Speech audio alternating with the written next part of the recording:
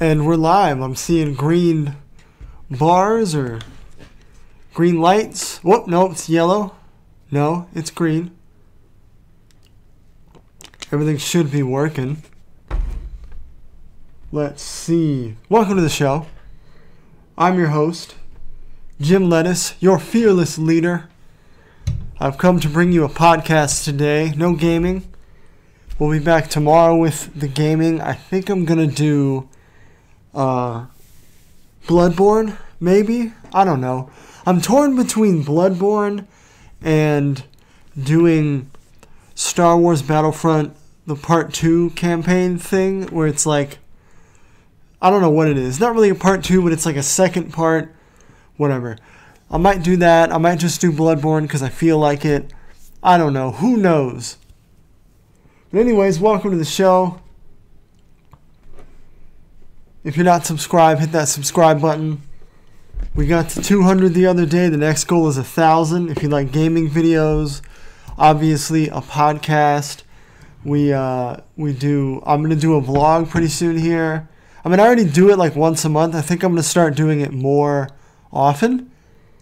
But today there's no more music, nothing visual. I've come to the conclusion that's too much trouble. It's not worth it.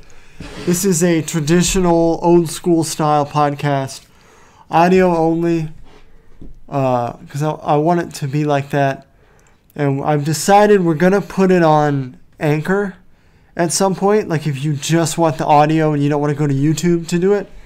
Because I could do it on my website, but I'm not really too attached to Squarespace.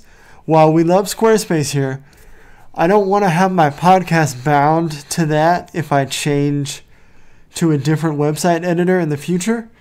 And I think Anchor will allow me to do that, and Anchor allows me to put it on Spotify, iTunes, and Google Podcasts, which is the other three main podcast directories I want to get it on. But first things first, let me make sure you can hear me. I'm pretty sure it's working though.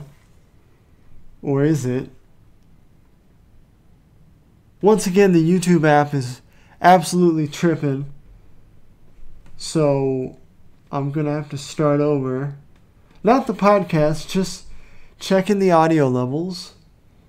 You know, that's how you do. But anyway, so today, no visuals, no music. I don't think we're going to do that stuff anymore. It's just going to be me talking for, 30 minutes to an hour. Hour and a half at the most. Alright, it's working. The mic is still kind of loud though. I'm going to turn that down a little bit. Sure. Oh, shout out to DJ Hunting down. He's in the chat. He says, how did you get this custom screen? Well, what I'm doing is I'm using OBS, which is called Open Broadcaster Software. This is like the most basic, normie way for you to live stream. A lot of beginners use it. I'm a firm believer in, what's the word? Like mediocre to low tier hardware and software to accomplish your goals. I used to get all caught up and try to get the best of the best. And I've learned it's actually more efficient to just get really good at using lower tier software and hardware. So OBS is what it's called. And this is just a picture I made in Sony Vegas, I think. And I just have it on OBS and it just projects it or whatever. That's all it is. And so yeah, yesterday was fun. We streamed Red Dead Online. We had Mastroen join us. That was cool. Hopefully DJ Hunting down in the future. I mean, we'll do this stuff from time to time. I'm thinking maybe like once a month have some kind of like, play with subscribers or something. But, and if you want to play with me, I tell this to everybody, you got to come in the chat for a while, for weeks and months, and so I can learn, get to know you, learn you're not a crazy person. Because a lot of people, they just show up. They're commenting, like the first comment ever, first viewer ever, and they're like, hey, let's play a game. And it's like, I don't know you, But Anyways, let's get started. Today, the main event is Xbox Games Show, or whatever it was called. You know, the Xbox thing where they showed all the new stuff. We're going to talk about that at the end. I got a few topics here. And again, there's going to be no visuals, so I think what I'm going to do is put timestamps in the description after everything's processed and uploaded. So if you're listening to the audio only version, that doesn't really help you, but we'll see. Whatever. Oh yeah, here. Follow us on social media. Twitter is @LetUsGem. Facebook, Parlay, BitChute.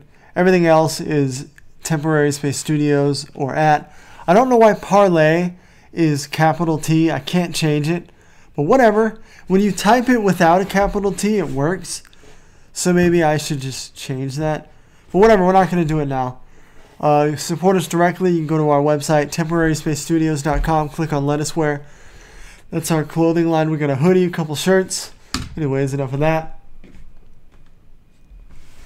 DJ Huntingdown says, I've been here for over a year. You have been here for a while. You're our longest, most loyal subscriber. Minus a couple people here and there from like 10 years ago, but I haven't seen them in a while. So they don't really, I mean, they count. But I think you're more of a legit viewer. But anyways, let's get started. Okay, so the first topic I want to talk about is kind of old. I know, but I also only do this podcast once a month. This is by design. What is it? Band. This is actually kind of old in internet terms. But Dr. Disrespect got banned officially from Twitch. No reason, no rhyme. They won't even tell him, or that's what he's telling us. And everybody already knows this. This is old news. But I want to talk about what I think about it, how it makes me feel. Like, I was planning to start doing stuff on Twitch, and I wasn't really feeling Twitch in general. I still am not. Their interface, the menus, I hate to say it, it's just kind of like a lame little brother version of YouTube, and it's way too niche. Like, Twitch is all live stream. That's the whole point. Now they have clips and stuff you can look up later, but it's really just a live stream platform, whereas YouTube does everything, and now it does live streaming as well.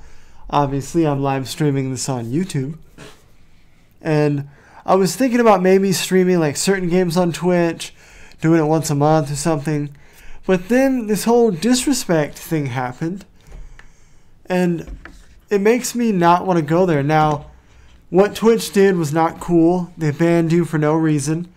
YouTube does this a lot as well. YouTube is not safe from this. That's why we have a BitChute channel, in case this channel gets deleted for no reason.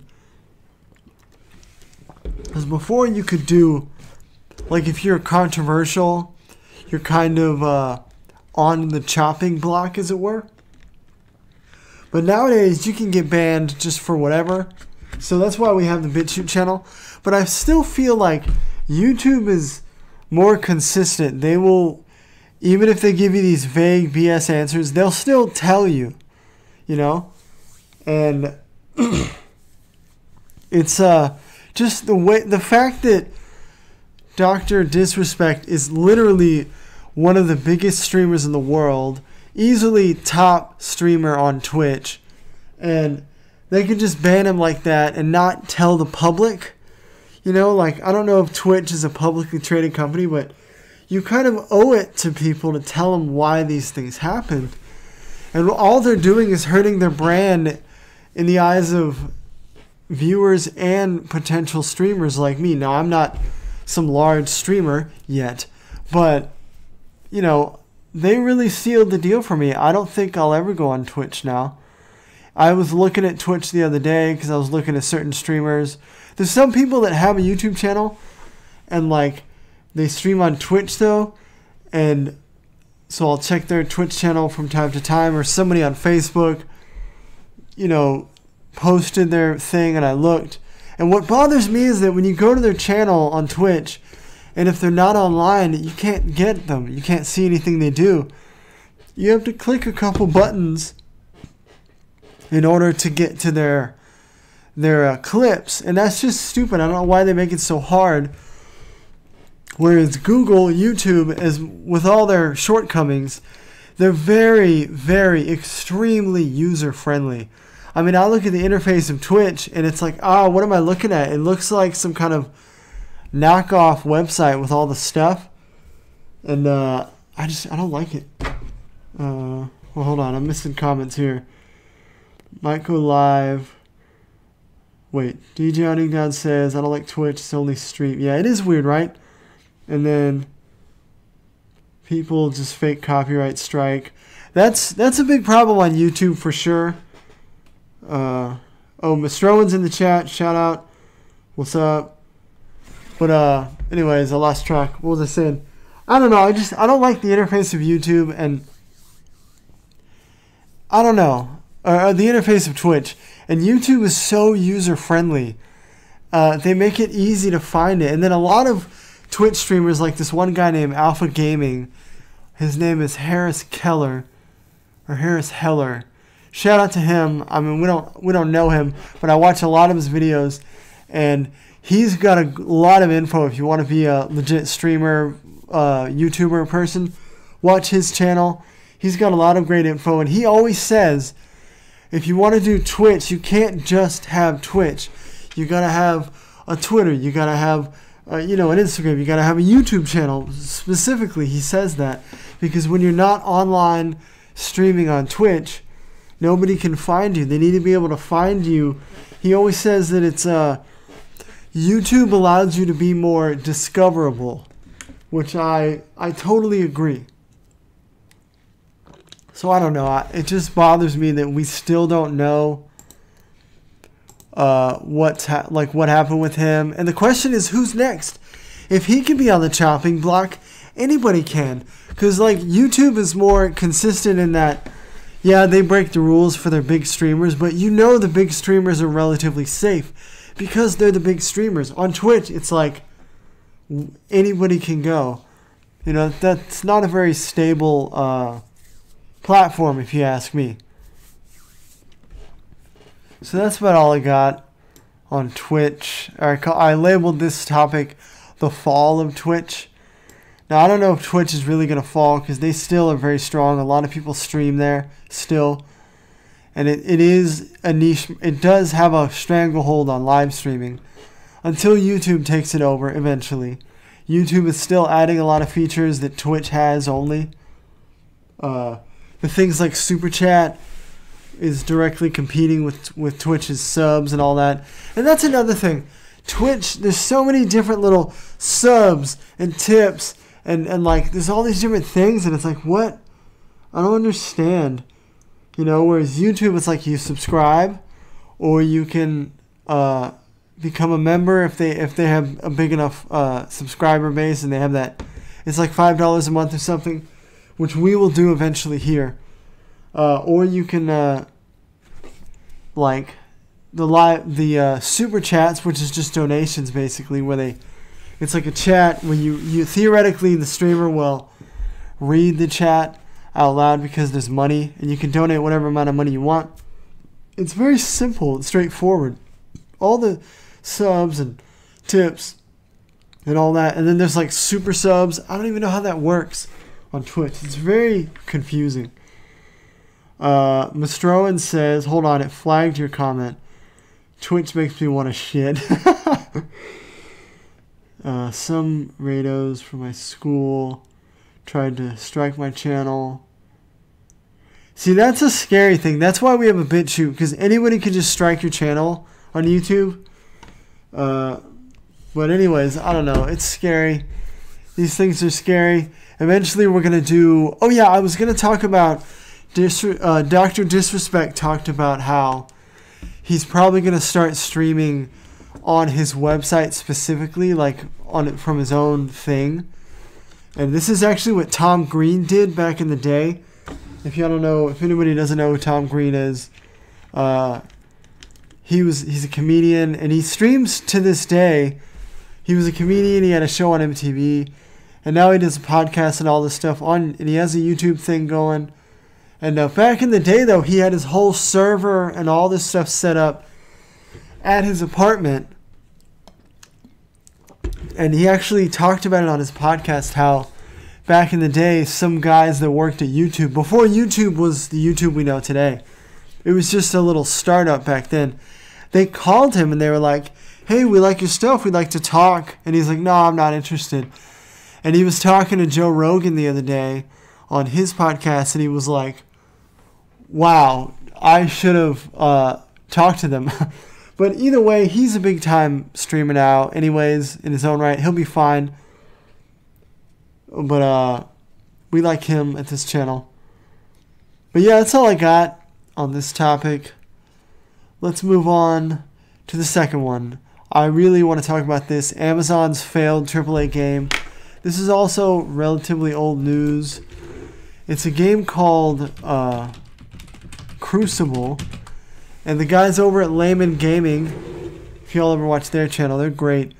They were making fun of it because Crucible is actually a smaller game mode within Destiny. And now this game has nothing to do with that, but they probably should have picked a different name, because when you search Crucible, all that comes up is Destiny stuff. So, you know, Amazon, with all their Jeff Bezos money, they didn't have a guy in marketing like, hey guys, maybe we should change the name, you know? Like when I was doing my show, Impractical Mind, which you can find on a YouTube channel right now under shows, we had it titled, originally it was called Running Wild, and I really loved that title. But before we actually put out the show, this legit TV show called Running Wild came out, and you know, in all fairness, they were probably planning theirs before mine, and they have more lawyers. So I have 0 lawyers, so we just decided, okay, we're just going to change the name of our show. But I feel like nobody at Amazon thought about that, first of all.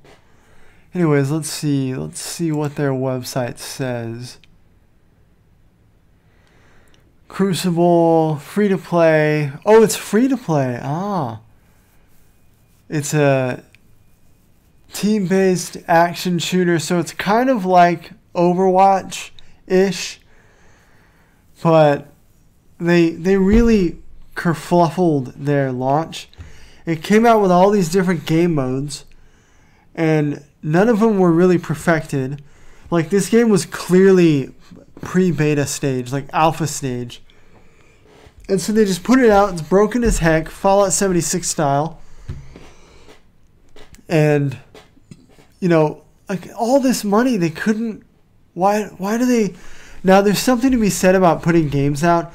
John Carmack, the guy who made Doom back in the day, he talked about on Joe Rogan's podcast how if you have a game idea and it takes too long to come out, the problem is sometimes the game is irrelevant and the game style or the game design becomes literally irrelevant by the time it releases.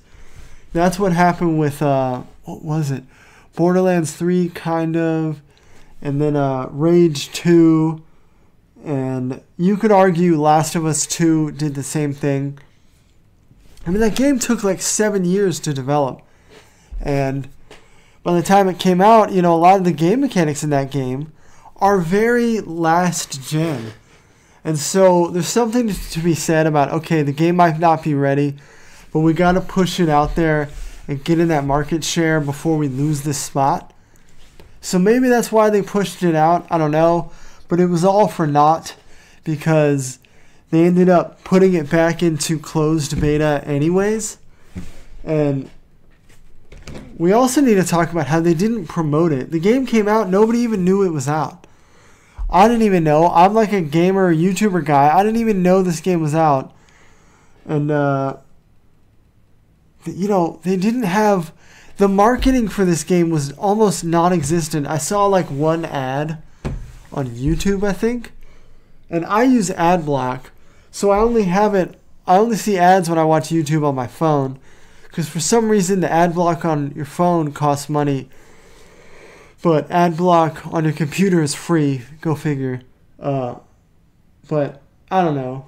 Oh wait, hold on, I'm missing comments again. Rockstar sued a company because they wanted to remaster San Andreas? I heard about that. I did. Alright, so anyways, the point is Crucible failed, and I think this is actually different than the Amazon. There's an Amazon RPG. It's an MMO RPG called New World. This is actually separate from that. I actually mixed them up. I thought this was that game. And no, Crucible is actually, it's more of an Overwatch kind of game. Arena shooter kind of thing. And, oh yeah, the other thing is the multiple modes. They had all these different modes, like 3 or 4. None of them worked well. They were all broken when they should have just had one mode and add more in the future, you know, Destiny style. I don't know why they didn't do that. I just don't understand. They have all this Jeff Bezos money, and they just it's like they put it out and they thought, oh yeah, everybody's going to play it because Amazon. And Amazon is not as big as they think, at least not in the eyes of gamers. So I don't know. I think that's a big fail on Amazon's part.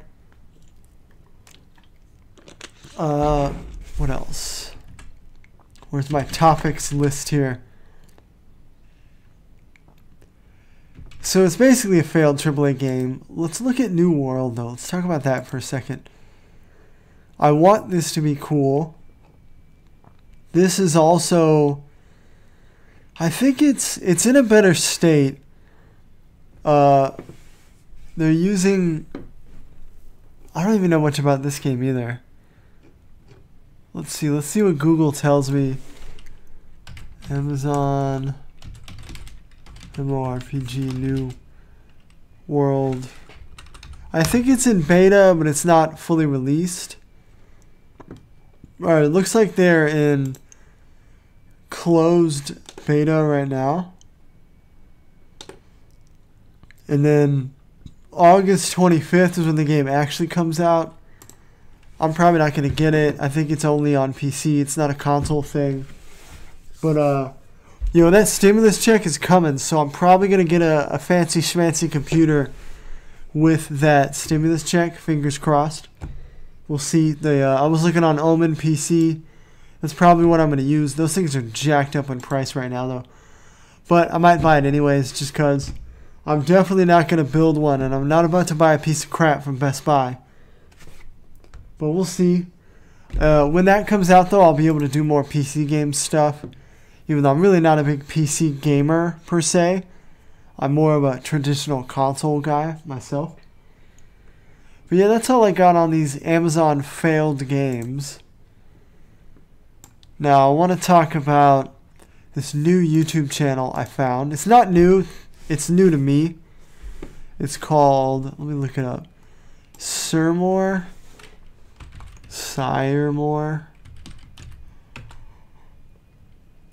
It's Symor, and it's this VR channel where,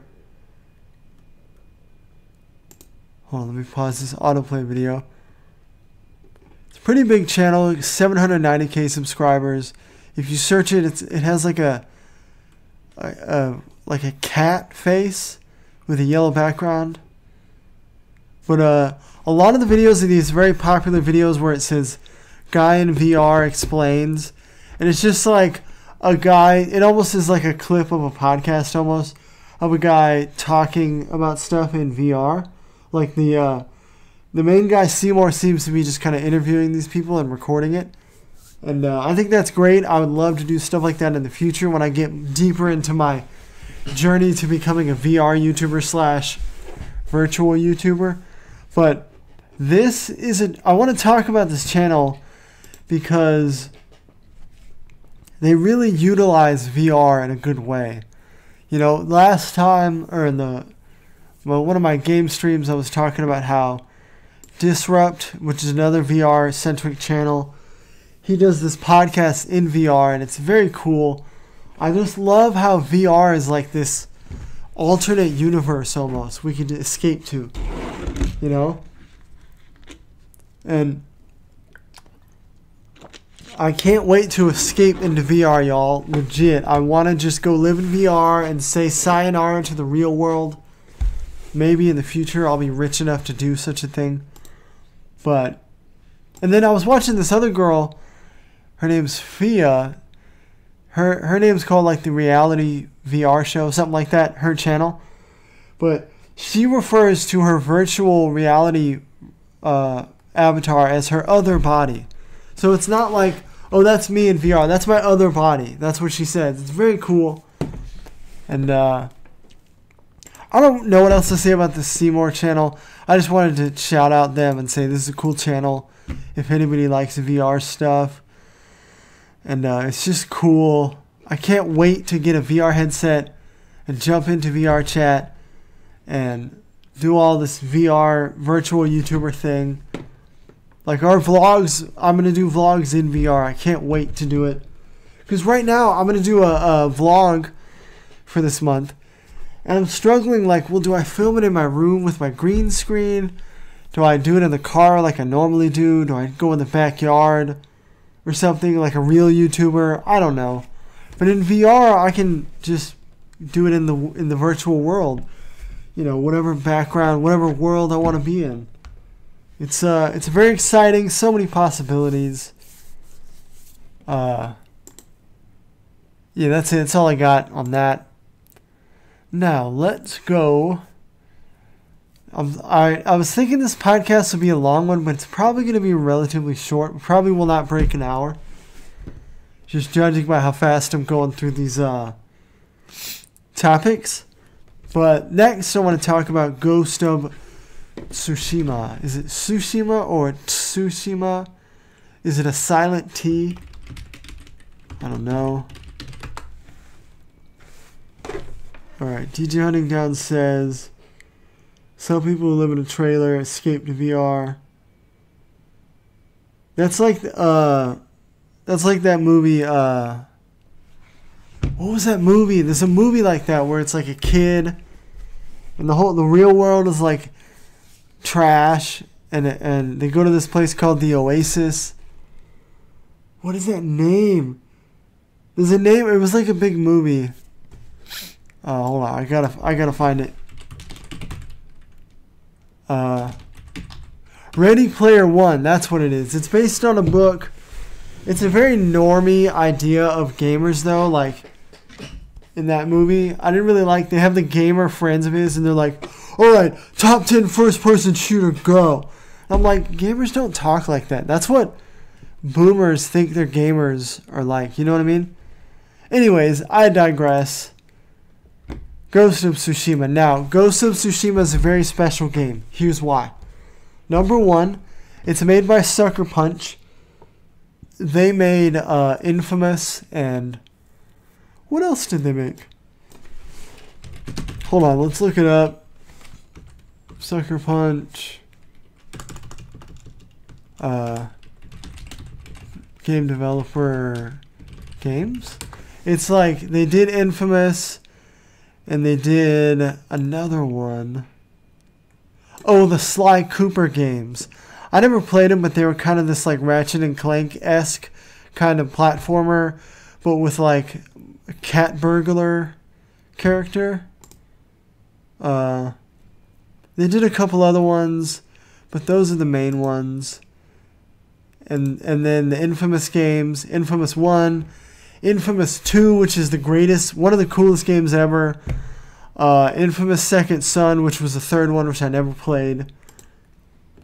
I kind of want to play. It's on PS4. I just can never bring myself to buy it. And then I might buy it though. It might be real cheap right now. And then they made Ghost of Tsushima.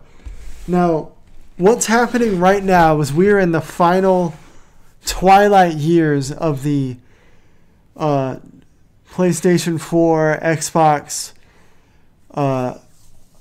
One S generation. And see, what happens is, like, PC games, they come out, and every idiot under the sun has a different computer. So it's sort of hard to develop for a computer, because they have to make it where a game will run on any computer. Whereas with consoles, it's one system. You know, every jackass that has a PlayStation, for the most part, it's the same one. Now, in this generation, they added the halfway upgrade where, you know, we got PlayStation 4 Pro and Xbox One X and all that. But it's still basically the same system architecture. So what I'm getting at is that with a console, while consoles, yes, by their very nature, are behind in technology, it allows developers to have a long period of time to learn how to develop for this one specific build of a machine. And they can get really, really good at it. This is why when games first come out for a console, they're not as good as when they come out later. For example, the first games that came out on PS4 are not as good as the ones coming out right now. And Ghost of Tsushima is a very much, you know, late console generation game. The PS4 is almost up. PS5 comes out next year. Sony announced that they're going to keep making PS4 games for like another year, 2 or 3. But we're going to start seeing games that are only on PS5. And it just means that like Ghost of Tsushima is one of the best games for the PS4. It runs great, looks great, the graphics are mwah! And I cannot wait to buy it. Like I've been saying to Creeper or someone else in the chat, they keep wanting me to check out this one zombie game. And I want to check it out, but I have no money, I'm broke. I'm making a little money each month, and I have to save it for retirement. So I can't buy anything new at the moment. But I really, really, really want to get Ghost of Tsushima. It looks so cool. It's not, contrary to what people thought based on the reveal, it's not Assassin's Creed with a samurai flavor. It is very similar to Assassin's Creed in terms of like the open world, but it is its own game. It's almost more like a Dark Souls type game. It's considerably harder. It's not really hard, punish you kind of hard like those games, but from all the Let's Plays I've been watching, the sword play and the fighting is very technical, and when you get really good in the game in high level, you can still die from like 2 hits from somebody if you're not careful, and that makes me really excited, and I really want to play it. I'm looking at screenshots right now. This game looks so cool. I want to play it. I want to I'll play it. I'm going to stream the heck out of it. I'm going to do like a normal just first playthrough. I'm going to stream like an assassin version playthrough, because you can do like stealthy. You can play through it that way. And it has skill trees for these things. Oh, excuse me. Hold on. I need to drink my water. When they have skill trees, there's like a, you know, fighter skill tree. There's a stealth skill tree, and then there's another one that's like throwing potions and stuff like that, which is cool, I guess. And then the coolest part is this game is like a love letter to samurai movies. And let me look up the guy's name.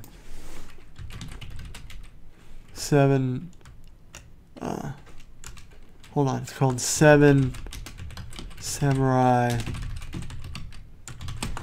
It's Akira Kurosawa. Okay, if you never heard of him, he's like, how do I put it?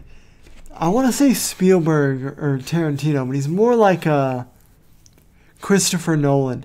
He's like the Christopher Nolan of Japanese cinema in the 60s. Like, this dude made so many big-time movies.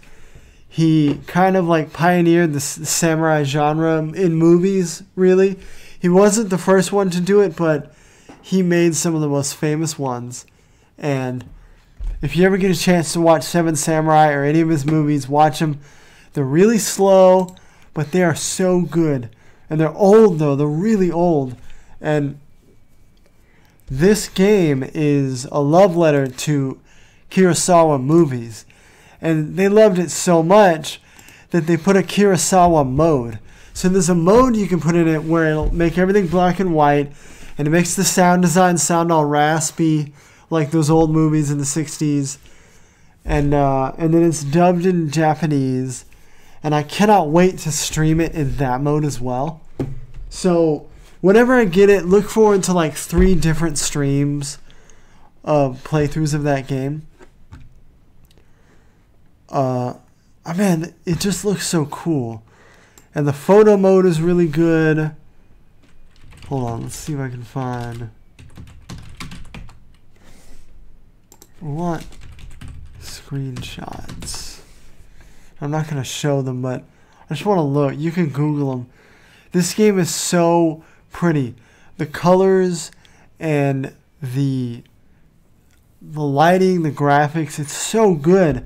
And apparently there's lots of different biomes, like different geography and biomes in it. So no 2 places look the same. And man, I can't wait to play this game. My buddy Jesse got it, but sadly he's not going to stream it. But I do want to play it. And they have a minimal interface. That's another thing I want to talk about. They don't have like map markers and waypoints, which I love actually. A lot of people hate that, but I love it. But I'm not mad that they don't have it. But in this one, instead of map markers, they have a thing where you can click whatever objective you have. You click a button and then it'll have the wind blow in the direction you need to go. That is so immersive, and I think that is a trend that we will see in next gen games. And it also has this thing where these like animals in the world will show you stuff, like a fox will appear, and you can like follow the fox to secluded areas. And they also do the same thing with a yellow bird that will show up, and like you follow it. And there's no objective quest. It's just like a bird you follow. So cool. I'm very excited about that. That's about all I got on that one. DJ Huntingdown says, I like the podcast better with this screen, with just the screen. Me too. Before I was clicking all these buttons trying to do it. You know, this is a podcast, plain and simple. We don't need all that jazz. Now let's go to our second to last topic, not the main one. We'll get to the Xbox game show thing soon.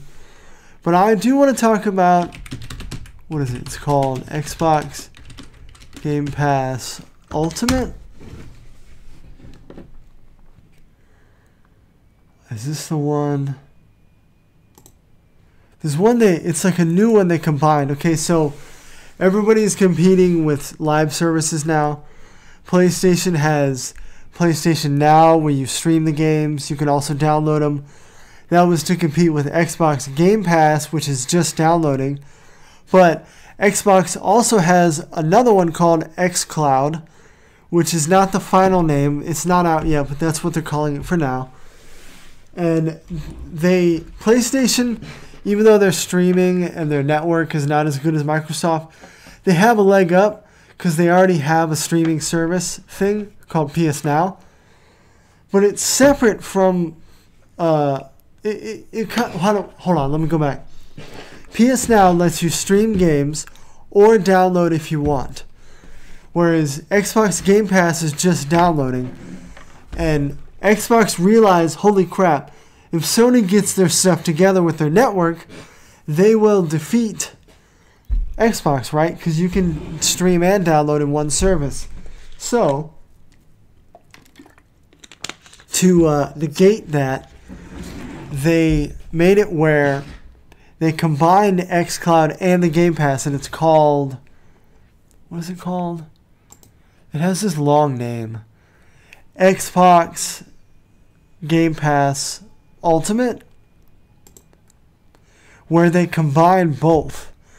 They combine the Xbox Game Pass, where you can download games you want for a month, or you pay monthly and you get access to all their games, including these first-party games like the new Halo, all their big games, because they're really trying to compete with PlayStation by having an ecosystem. It's very clever, actually, because they know they cannot beat PlayStation with their exclusives.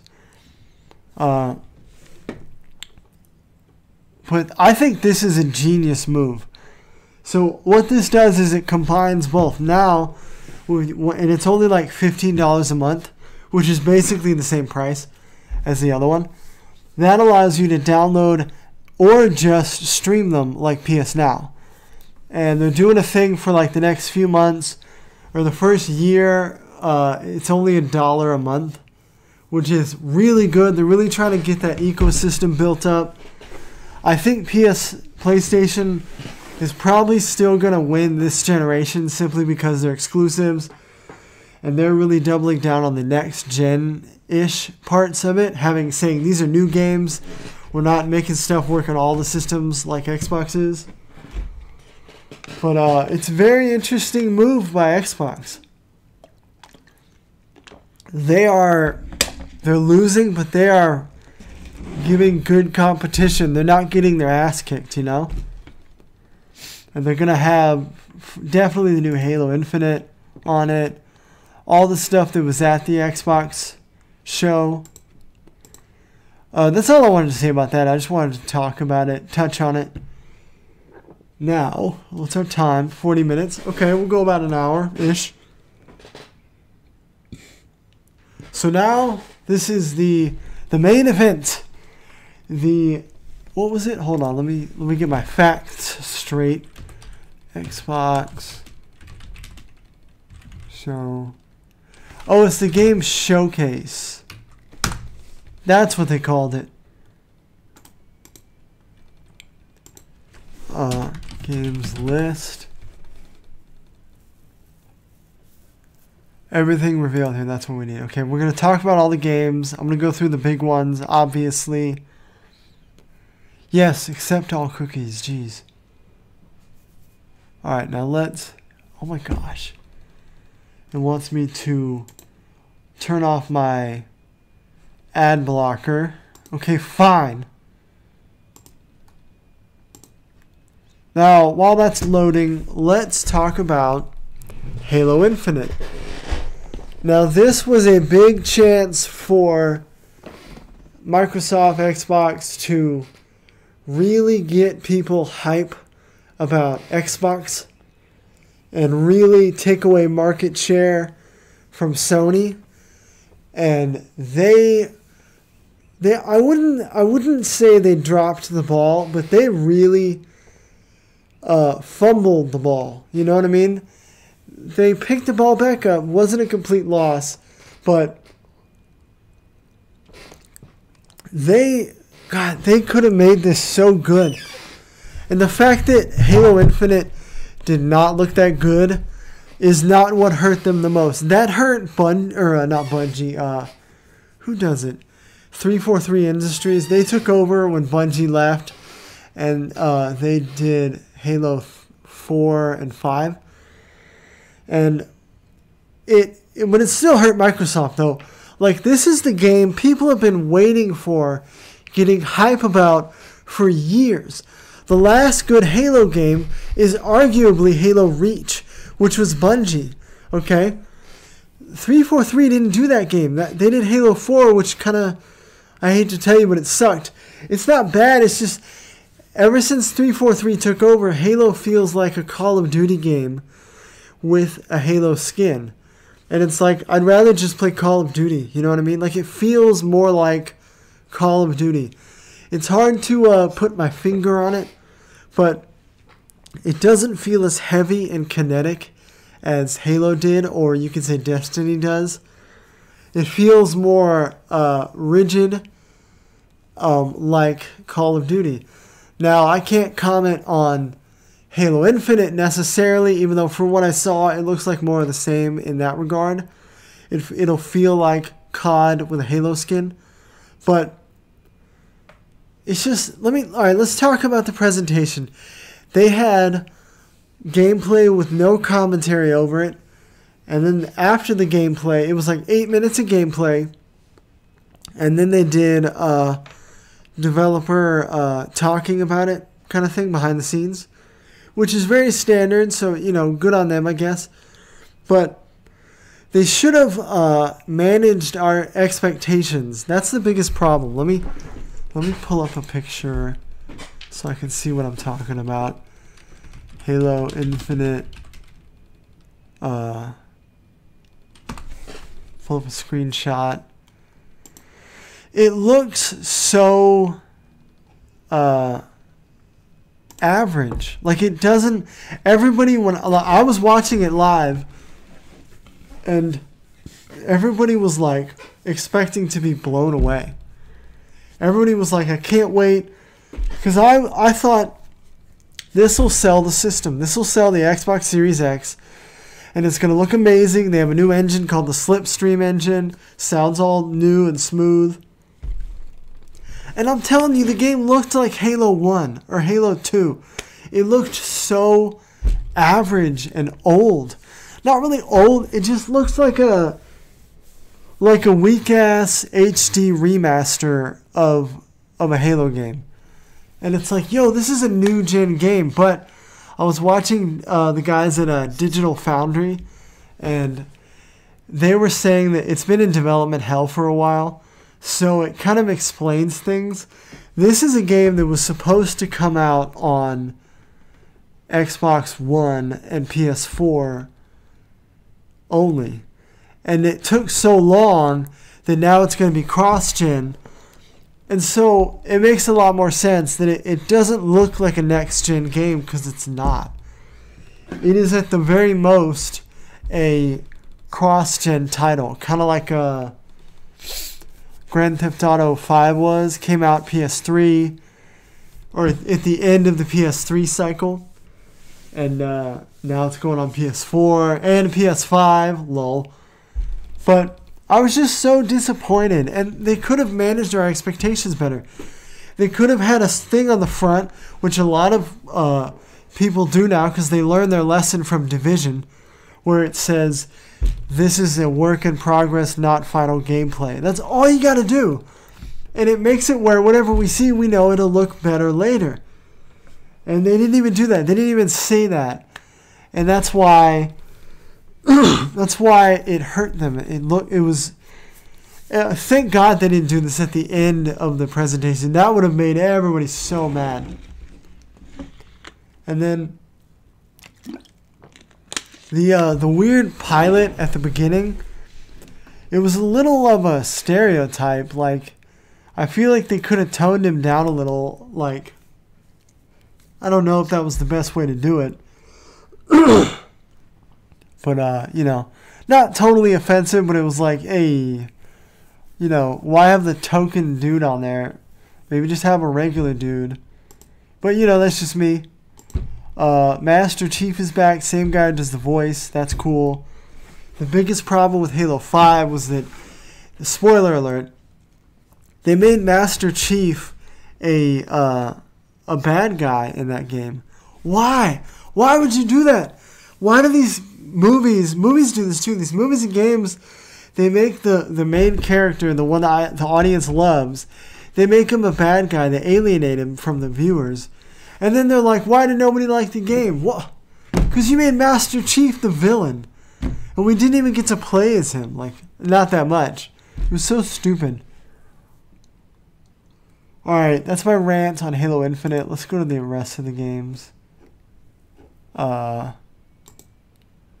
Why can I not find a list? We have... Alright, so they showed Forza, which is basically Xbox's answer to Gran Turismo. It's not as much as a simulator like Gran Turismo, but it's very focused on like high graphics, good quality.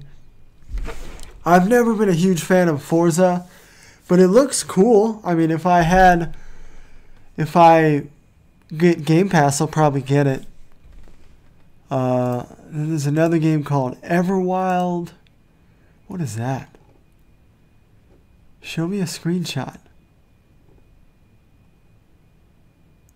Hold on, let's see if I can play this trailer. Everwild. Oh, okay. It's by Rare. They made like Banjo-Kazooie and Conker and all those. Hold on, I'm trying to get a... Because I forgot about this stuff. This happened like a week ago. I want to look at the gameplay. It looks very Journey-esque, like the graphics. I don't know what kind of gameplay it is. I think it is going to be kind of platformer-ish, like Banjo and Conker, collectathon kind of things. Alright, it's just a... okay, the biggest thing is they didn't show much gameplay. The last Xbox reveal, they had no gameplay and everybody got mad. And then this time, they had very little gameplay. And you would think they would have learned their lesson and had more gameplay, but, you know, I digress. What's next? State of Decay 3, that's that zombie game. I don't really care that much about this game. I'm not a big fan of zombie games in general. I like my enemies to be color and varied, not all gray and mob mechanics. I'm not a big fan of that. And again, no gameplay, so we don't know how good it is. Okay, we got to talk about Avowed. Okay, so Obsidian, they made Dragon Quest, I think. Hold on, let's see what else they've done. Obsidian, game developer, games. They did Pillars of Eternity. Oh, Alpha Protocol, one of my most favorite games of all time. Knights of the Old Republic. Whoa, Dungeon Siege, Neverwinter Nights. I didn't know they made that. But their main claim to fame is they did the Fallout New Vegas, which is hailed as like a better Fallout than actual Fallout. And they did that for Bethesda. It wasn't a Bethesda game. They developed it for Bethesda as a spin-off after Fallout 3, I think. And it's widely considered one of the best Fallout games of all time. So these guys know what they're doing. And then Fallout 4 came out. Okay, this is Bethesda. And it was a little disappointing for people. I loved it. I thought it was great. But it was a little kind of a upgrade of Fallout 3. They didn't really change much. And they got rid of a lot of player choice, which is a staple of the Fallout series. So Bethesda kind of alienated their hardcore fans in that way. Fast forward to 2019, Obsidian releases Outer Worlds, which is a futuristic RPG Fallout feeling game, which is what Starfield is supposed to be. And it is everything that everybody wants out of Starfield. And so it was a big deal when it came out. I never bought it. I'm going to buy it eventually and stream it. Heavy influence on player choice. And it's very cool. It's got that kind of like corporate satire vibe. And it was a hit, right? And they got a DLC coming out soon. Now, since they're doing a better version of a Bethesda Fallout, apparently Avowed is like a better version of Skyrim or Elder Scrolls. And this is very cool. Now, they showed a pre-rendered trailer, no gameplay. This game is probably like 5 years away. But I'm very, very excited. I will probably buy an Xbox just for this game. It's a first-person RPG. You have a sword in one hand, magic in the other. This is like a hallmark of Elder Scrolls. Now, there's other sword and magic games, but none that do it as good as Skyrim until The Witcher 3. However, The Witcher 3 is a different beast, okay?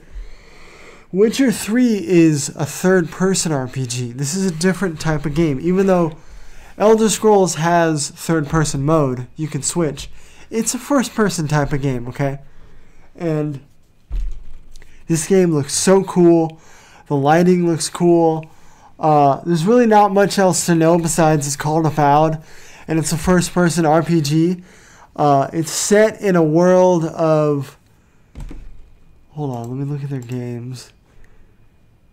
Dungeon Siege, I think. So they already have lore. They already have a rich background to pull from. So this game might not take that long. I know they develop their games with Unreal Engine, which is known for being a relatively fast engine to develop for. So maybe we'll see this game in like 3 years instead of 5 or 6. I hope so. It's called Avowed. I'm so pumped about this game. Alright, what else? Let's do Avowed. Tell me why. Is this that? I might skip a couple of these if this game sucks. Tell me why. Is this? Oh, this is a Life is Strange type of game. I never played that, but from what I see, it's kind of more like a Detroit Become Human kind of like story-ish game. Maybe Choose Your Own Adventure. I don't know. I never played the Life is Strange, so I don't really care. The graphics look a little better. It's not that weird cel-shaded thing. Alright, moving on. Tetris Effect. I never was a fan of Tetris. Now it's like multiplayer. Cool. Destiny 2. Now this is interesting. I'm a big Destiny fan, okay? Destiny is a true multi-platform title. It's by Bungie, the original developers of Halo. They announced that they're going to have 4K 60 FPS on Xbox Series X, which is a huge deal. This will hurt PlayStation if they can't do it on there as well. This was a good move on Microsoft to show this. It's about their new DLC, Beyond Light, which I will try to buy if I can scrounge up money. Looks like they're adding new superpowers, or new specials. Something to do with ice powers. Cool. And they're going to have, it's going to be on Xbox Game Pass, which will allow you to play on your mobile device, which is so cool. That's what everybody thought Stadia was going to be. So I'm very excited about this, even though I'm going to play it on PlayStation probably anyways. What else? As Dusk Falls. What is this? Oh, it's Quantic Dream. Oh, this is the one. Okay. It's not Quantic Dream. It's a developer who left Quantic Dream. So it's a very choose your own adventure kind of thing. But it looks almost like the graphics are so bad. It almost looks like like motion comics. If you've ever seen that. Well, let me play some. Yeah, it looks like crap. Moving on.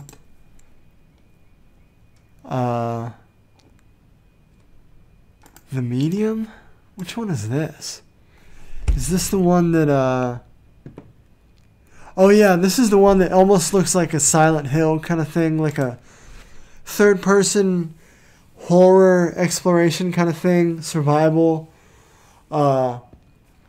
It's cool because their gimmick or whatever, what makes them different is there's two worlds at once, and I don't know if you switch between them or if you fall between them like the new Ratchet and Clank, but they say that it renders both worlds at the same time, which, I don't know, it sounds like it's just going to tax the console and make the frame rate dip. Looks cool. I'm not a huge fan of like horror survival, but maybe I'll check it out. Again, no gameplay. This is a big one, okay? Stalker 2. I am so excited about this game. Stalker is everything that you wish Fallout 3 and 4 would have been. It is a true survival game that does not hold your hand. You could call it like the Dark Souls of like post-apocalyptic survival games. The original studio was broken up. A lot of the developers did what's that other one? There's another one that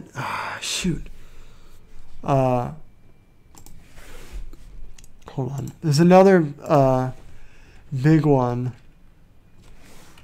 Stalker. Hold on.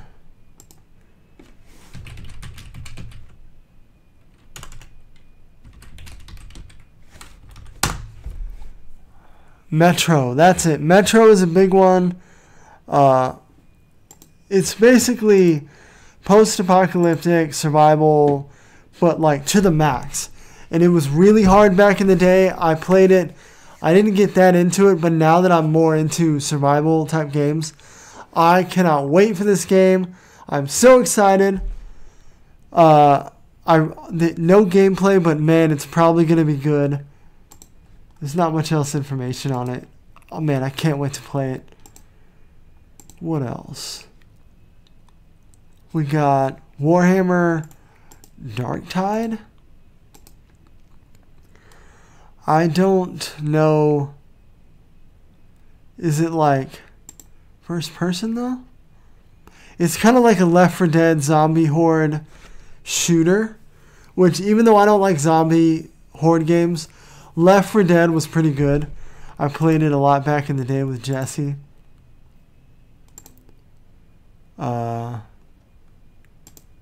Once again, no gameplay. Don't know how good it looks. What else? Gunk, which is kind of like a Ratchet and Clank, but steampunk. We'll skip over that one. I don't really care that much. And then... Alright, the final one they talked about was Fable. Now, if you don't know Fable came out competing alongside Oblivion. This was pre-Skyrim, pre-Witcher 3. And it's a fantasy open world kind of game. It's a bit more on rails than a Bethesda game, but it is relatively open world. Kind of more like hubs, like Outer Worlds is. When you go to this area, this smaller area is open world, and then you go to this area, that's open world. Not one big open world, but Fable 1 and 2 were big, giant hits. And then Fable 3 was coming, and then it got canned. And it was going to be a big title on Xbox One. And they wonder why Xbox lost the generation. It's stuff like that. But there was rumors for years that Fable is coming back. And it's official. It's coming back, baby. They announced it at the very end. I think that saved the presentation. Otherwise, it would have been a fail. People would have been a lot more upset. But I don't know what else to say. There's no gameplay, not even a rendered. Well, they had like a little cutscene, but that's it. Fable was known for like player choice affecting you. Like you could be evil, and as you got more evil, your character would like look more evil because the magic in the lore, the evil magic like distorts you like kind of like the dark side in Star Wars. And it was very cool. Oh snap, Dragon Gaming is in the chat. What's up? So I'm very pumped about Fable. Again, no gameplay, not much to go on, so we'll probably see it in like 5 years.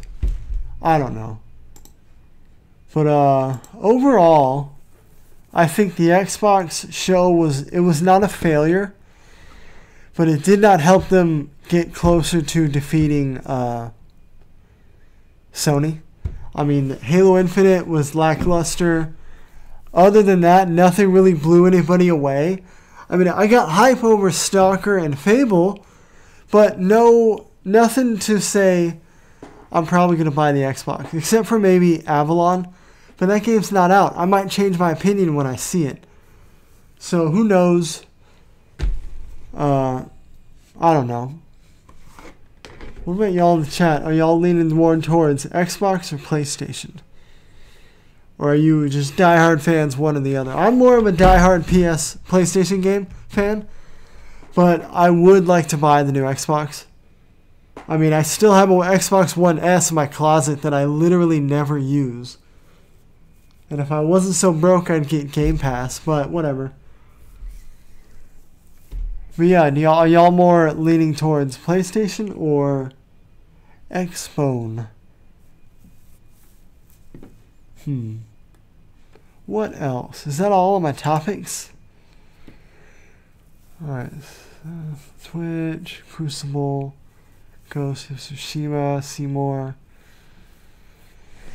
Well, it looks like I covered everything. So in summary, we talked about the fall of Twitch. How Dr. Disrespect was kind of like the last straw for me. I don't think I'll ever go to Twitch. We talked about Amazon's failed AAA games Crucible and The New World. We talked about Seymour's YouTube channel, which is a VR-centric kind of channel that I like. We talked about Ghost of Tsushima. Still looks great. Colors, minimal interface, great fighting. I really want to play it. As soon as I get enough money, I'll buy it. I ranted and raved about the Xbox Game Pass Ultimate, which is a great move in the console wars for them. They gained ground for sure. And we just went through all the titles for the Xbox Game Show. What I think is that it didn't hurt them, but it didn't help them that much. They are still in the game. I think Sony's probably going to win.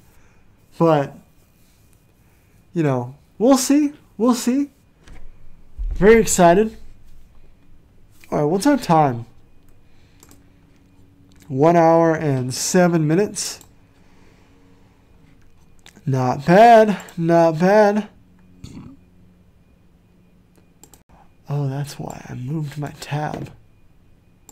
Whoops! I moved my tabs over. I thought I lost them all. Alright, well, that's what I think.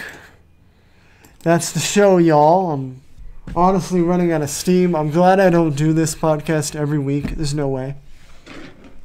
I think we'll stick with once a month for the podcast, even though the vlog is going to be maybe every 2 weeks. So that'll be cool.